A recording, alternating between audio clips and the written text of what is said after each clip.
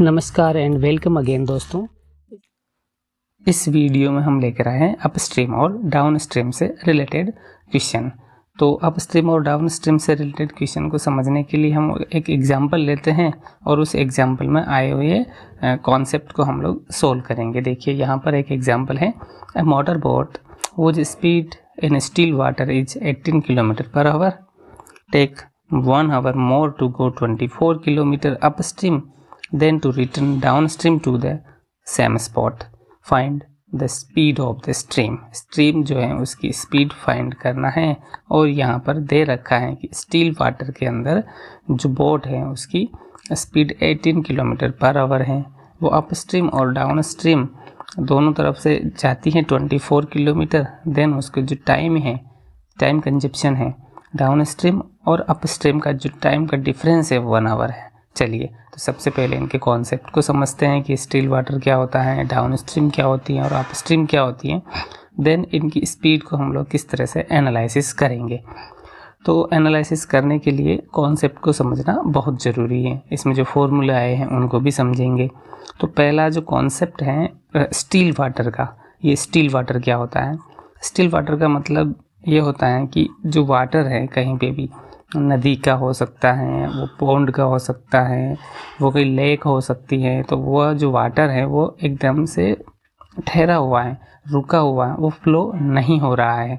और जब flowed water होता है तो वो स्ट्रीम बन जाती है। तो यहाँ पर जब भी स्टिल वाटर है इट मीन्स ठहरे हुए पानी में कि कोई भी जो वाटर का मूवमेंट नहीं है, वो फ्लोइंग वाटर नहीं है। शायद आप लोग समझ गए होंगे। देखिए अपस्ट्रीम क्या होती हैं, अपस्ट्रीम में दो चीज़ें मूव कर रही होती हैं। एक तो जो स्ट्रीम है उसका जो पानी है वो भी मूवेबल है, फ्लो हो रहा है इस तरह से। देखिए डायरेक्शन मैं आपको एरो मार्क से बता रहा हूँ। और उसके अंदर कोई बोट है वो उसके ऑपोजिट डायरेक्शन में फ्लो होती हैं। तो ऐसी कंडीशन को, इस सिचुएशन को हम लोग कहते हैं अपस्ट्रीम, यानी कि धारा के विपरीत दिशा में बहने को हम लोग अपस्ट्रीम कहते हैं। तब उनकी स्पीड में क्या होता है, देखिए जब भी जैसे कोई जो बोट है उसकी जो स्टील वाटर के अंदर स्पीड है वो x किलोमीटर पर आवर है और जो हमारी स्ट्रीम है उसकी जो स्पीड है वो y किलोमीटर पर आवर हो जाती है। तो टोटल स्पीड, अब जो हमें नाव दिखाई देगी बाहर, नदी के बाहर या लेक के बाहर खड़े हुए व्यक्ति को, तो उसकी जो स्पीड होगी वो कितनी होगी, वो दोनों को माइनस कर लाना पड़ेगा, क्योंकि जो स्पीड ऑफ स्ट्रीम है वो उसे कम कर देती है स्पीड ऑफ बोट को। तो इसलिए हम लोग क्या करेंगे, अप स्ट्रीम में दोनों की स्पीड को माइनस कर लेंगे। चलिए ये अप स्ट्रीम का कॉन्सेप्ट समझ आया होगा। अब डाउन स्ट्रीम में क्या होता है कि जो फ्लोइंग वाटर है उसकी डायरेक्शन और जो हमारी बोट है या कोई मोटर बोट है उनकी स्पीड या उनका जो डायरेक्शन है स्पीड का चलने का वो सेम होता है। तो दोनों की अगर सेम होती हैं तो इस कंडीशन को हम लोग कहते हैं डाउन स्ट्रीम ट्रेवलिंग। तो ट्रेवल कर रहा है, आपको पता चल रहा होगा कि स्पीड ऑफ स्ट्रीम जो है वो उसको हेल्प कर देती है बोट को, ताकि वो जल्दी पहुंच जाती है। इसलिए speed of boat in down stream हम लोग क्या कह सकते हैं, दोनों की स्पीड को प्लस करके लिख सकते हैं। तो शायद ये कॉन्सेप्ट आपको समझ आ गया होगा। Speed of boat up stream में तो आपको माइनस करना है और डाउन स्ट्रीम में आपको दोनों की प्लस करना है। चलिए कॉन्सेप्ट समझे होंगे। एक और चीज़ है जो आपके लिए बहुत ज़रूरी है, फार्मूला। इसमें कौन कौन से फार्मूलाज काम आते हैं, स्पेशली इम्पोर्टेंट, यानी कि एक ही फार्मूला है और उसी के सारे डिराइव्ड है। तो speed equal to distance upon time, ये फार्मूला है, इम्पोर्टेंट फार्मूला है। इसमें कहीं भी आपको चूक नहीं करना है। इसके अलावा दो और फार्मूला इससे ही बने हैं। जैसे टाइम अगर मैं पता करना चाहूँ तो डिस्टेंस अपॉन स्पीड हम लोग लिख लेंगे, ठीक है।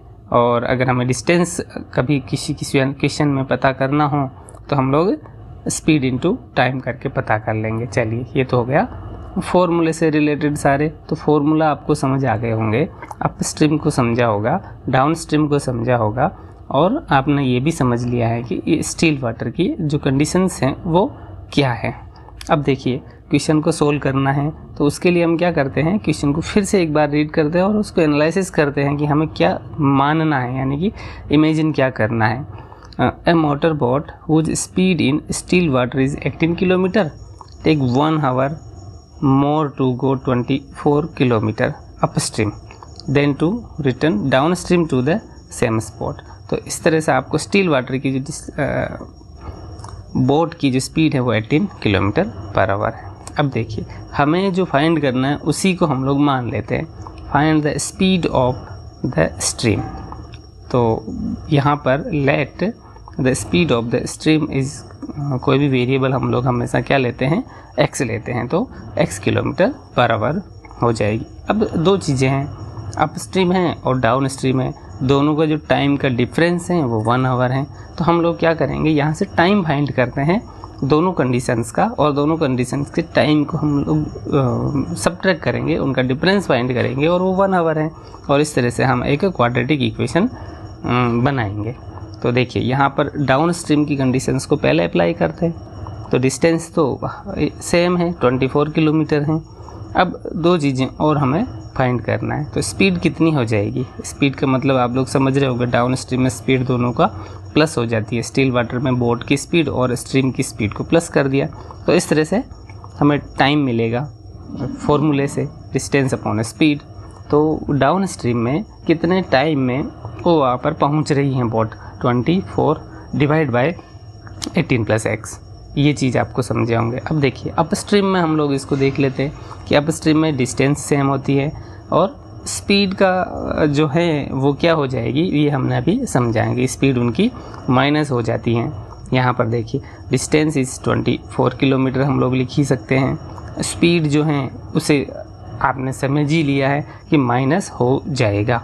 तो स्पीड इक्वल टू 18 - x। हमेशा ध्यान रखिए जो स्पीड ज़्यादा होती है, ज़्यादा हमेशा किसकी होती है, जो स्ट्रीम होती है वो बहुत कम धीरे धीरे चलती है, तो स्ट्रीम को माइनस करना है बोट से। और यहाँ पर जो इसके लिए अप स्ट्रीम के लिए जो टाइम है वो 24/18 - x हो जाएगा। चलिए इस तरह से तो हमने दोनों को टाइम को निकाल लिया है कि अप स्ट्रीम और डाउन स्ट्रीम में उनका जो टाइमिंग है ट्रेवल करने का वो ये है। और अकॉर्डिंग टू क्वेश्चन, यानी कि क्वेश्चन में हमने ये बता रखा है कि take 1 hour more to go 24 kilometre upstream then to return down stream in the same spot. तो उसी स्पॉट पर वापस पहुंचने के लिए, यानी कि जाना है और वहां जाकर फिर आना है। तो इसमें जो समय लगा है, वो जो टाइम लगा है वो कितना है, वो 1 घंटा ज़्यादा है। तो मैं क्या करूं कि अप स्ट्रीम का टाइम पता करूं, तो पता किया है हमने 24/18 - x। डाउन स्ट्रीम का टाइम भी पता करूं और दोनों को माइनस कर लेता हूं अकॉर्डिंग टू क्वेश्चन, यही होता है। तो इस सिचुएशन में हम लोग क्या करेंगे, डाउन स्ट्रीम का जो टाइम है माइनस कर लेते हैं अप स्ट्रीम के टाइम के, और उसके लिए आपको दिया है 1 आवर्स। चलिए सोल्व कर लेते हैं। हमने अभी ये भी बता किया है कि टाइम कितना है, तो डाउन स्ट्रीम का जो टाइम है उसको मैं यहाँ लिखूँगा और अप स्ट्रीम के टाइम को भी मैं यहाँ लिख लूँगा और दोनों को माइनस कर लूँगा। और दोनों किसके इक्वल हैं, वो 1 के इक्वल हैं। तो 1 के इक्वल हम लोग कर लेते हैं। 24/18 - x - 24/18 + x is equal to 1। अब इनको क्या करेंगे, सोल्व करने के लिए क्वाड्रेटिक इक्वेशन बनेगी, क्योंकि इससे एक वेरिएबल है, 2 वेरिएबल होते तो 2 इक्वेशन बनती, x और y होता। लेकिन यहाँ पर हमें एलसीएम लेना पड़ेगा, तो एलसीएम ले लेते हैं और फिर इसे थोड़ा सोल्व करते हैं। तो इस तरह से सोल्व करोगे तो मैं डायरेक्टली बता रहा हूँ, क्योंकि आप लोग बहुत सारे क्वेश्चन कर चुके हैं और इस कॉन्सेप्ट में इसको शामिल करने की ज़रूरत नहीं है। तो 48x/324 - x² = 1 क्रॉस मल्टीप्लाई करके फिर इसको एक फॉर्म में लिखोगे तो आपको ये इक्वेशन मिलेगी। अब इस इक्वेशन को और आगे सोल्व करना है तो क्वाड्रेटिक इक्वेशन को सोल्व करने के बहुत सारे मेथड आपने पढ़े हैं, तो मैं यहाँ पर आपको एक स्प्लिटिंग मेथड को बता रहा हूँ कि हमने 48 के स्प्लिट किए 54 और -6। तो इक्वेशन इस तरह से हो गई, x² + 54x - 6x - 324 = 0। तो यहाँ पर x की 2 वैल्यूज़ मिलेगी, -54 और x equal to 6 are the two values of the x। So हमारे यहाँ पर जो इक्वेशन है वो स्पीड से रिलेटेड है और स्पीड कभी माइनस में नहीं होती हैं, तो यहाँ पर -54 जो हैं वो स्पीड इम्पॉसिबल है। तो हम क्या कह सकते हैं कि x इक्वल टू जो 6 हैं वो हमारे लिए काम का नंबर है, यानी कि जो पॉसिबल स्पीड है वो क्या हो सकती है, x इक्वल टू 6। तो यहाँ पर हमारे स्पीड ऑफ स्ट्रीम कितने निकल कर आती हैं, 6 km/h। तो इस तरह से हम लोग क्वेश्चंस को सोल्व करेंगे। Thanks for watching.